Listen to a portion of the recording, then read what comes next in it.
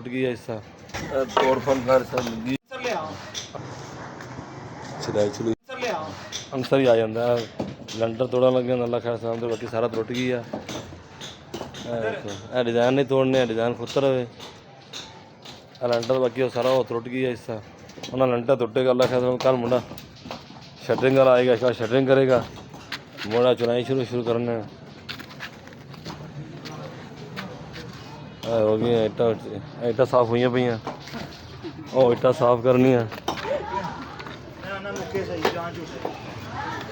इट्टा साफ करते चुनाई शुरू करानी है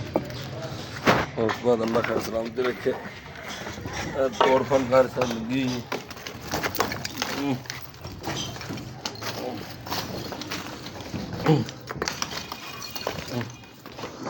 जैक लवाए हुए लेंटर गले असी सारा तबावन लगे हैं सारे जैक लवाया ताकि मजबूती रहे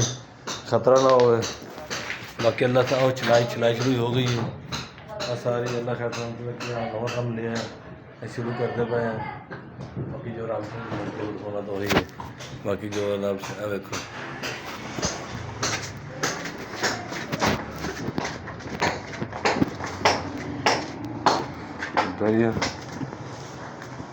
चलाई हो गई है सारी उधर चलाई हो गई है ताई मुंडा लगा हुआ चलाई पे सारा तोड़ फोड़ करने बजरी बन गई है फर्श कच्चा होंदा पी है मजदूर साहब बैठ